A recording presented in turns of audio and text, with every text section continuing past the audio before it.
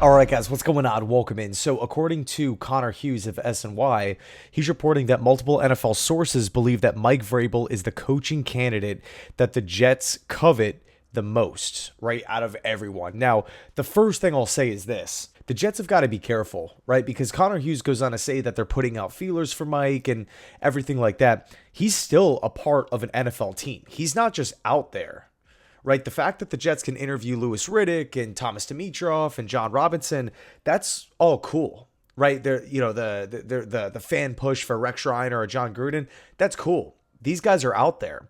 Mike Vrabel's with the team, so the Jets can get in trouble here if there's tampering or anything like that.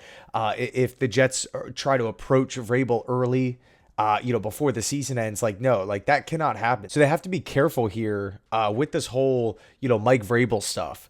The second thing that I want to say is, I got to be honest, I think Mike Vrabel's probably one or two on, I want to say virtually every team that's going to need a head coach, right? I mean, you can make an argument that that Vrabel makes a ton of sense for Jacksonville. What's going to happen with the Las Vegas Raiders, right? Tom Brady obviously, is going to have some pull if they do decide to move on from Antonio Pierce, and Vrabel being a former Brady, teammate back in New England, someone who has had a ton of success as a player and a coach.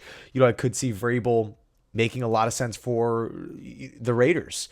There's a lot of talk about maybe the Chicago Bears, although I do think the Bears will ultimately go with an offensive-minded head coach to make sure that Caleb Williams is put in a good position. I don't really feel like the Saints make a ton of sense for Mike. But then, of course, we have the New York Giants. Could there be a surprise team, right? If the Bengals lose out, what's going to happen in Cincinnati? I don't think they'll part ways with Zach Taylor, but, it does, you do kind of get the sense that it's being talked about a little bit, right? Like, whoa, the season has not gone 100% perfectly. Could the Bengals potentially move on? And so the reason why I bring this up, right, why Vrabel makes sense for a lot of different teams, there's going to have to be a massive package, right? A massive selling point or points from the Jets, whether it's the roster, whether it's the control, whether it's the contract, whether it's the money, whatever it may be. The Jets have got, if they, assuming that this is true here, and they want Mike Vrabel and he's the guy that they covet the most, they have to make sure that in preparation to talking to Mike Vrabel, they have to make the Jets an alluring place, or they have to present the Jets as a destination that Vrabel would want to go to above the rest, above the competition. We don't know what the Jaguars or the Giants or the Bears or, any of these teams that could potentially need a head coach. We don't know what their selling points are going to be internally speaking, right? We don't know how they're going to market themselves to a Mike Vrabel. It's up to the Jets. It's up to Tannenbaum. It's up to Woody. It's up to Chris, Rick Spielman as well, right? Potentially a new GM, because that's a whole nother, kind of wrinkle in this whole thing, right? If the Jets really want Mike Vrabel, desperately, do they hire Vrabel first and say, hey, Mike, you help us pick the next general manager, and kind of have that backwards approach, which we've seen the Jets do before in the past, where they hire a coach and then the coach helps pick the GM. But that doesn't really, happen a whole lot in the NFL, right? You can make an argument most of the well-ran teams do not go down that path. They don't like that approach. Because what happens is now all of a sudden the coach has more power than the general manager. So if you part ways with the coach, do you part ways with the GM? If things go awry, that you feel as though the head coach already has more power anyway, so he could throw the GM under the bus. And then you're in this constant loop of, okay, well, now if you're going to keep the head coach, he's going to be hiring the next or helping hire the next GM. It's a lot of questions, right?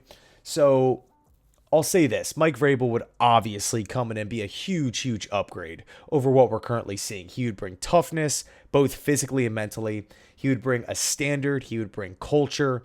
I think, he would be the man for the job. I mean, we've been talking about Mike Vrabel for I don't even know how long in connection with the New York Jets here. It just does make a lot of sense. Of course, there are some question marks about, quarterback development and whatnot. But overall, what's a Mike Vrabel coach team look like? It's tough, it's physical, it's smart. It's run the football, control the clock on the offensive side of the ball. It's trench play, both offensively and defensively, size, speed, power. Get guys that really fit the system here. Like that's what a Mike Vrabel team is. It's not going to throw. We're not going to be pushing the ball down the field a whole lot. We're not going to be, asking the quarterback position to drop back and throw it 42 times per game. We're going to rely on, I don't want to say the easier stuff, but we're going to put the football into the hands of our playmakers, into the hands of our stars, guys that are, high floor, but also high ceiling as well. I mean, take a look back at those Tennessee Titans teams. What were they? Great offensive lines, great defensive lines, right? Just a functioning, well-oiled machine on the defensive side of the football. And again, on offense, it's Derrick Henry, it's slants to A.J. Brown, things like that. Tannehill taking care of the football, not throwing it a million times a game, not putting the ball in harm's way. Just a very safe, conservative offense with an aggressive physical defense. That is like my style of football. I love that style because I really feel like it forces the other team to beat you. You don't beat yourself when you play with this style. What's the name of the game for the New York Jets?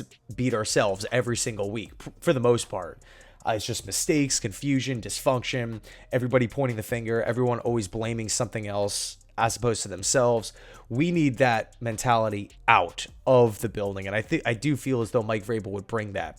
But again, the main question is, why would Vrabel choose the Jets over the other teams? It's up to the Jets to make sure that the Jets become attractive and alluring for a coach of Vrabel's stature. So anyway, let me know your thoughts down below in the comment section. Thanks so much for watching. I appreciate you guys. And as always, go Jets.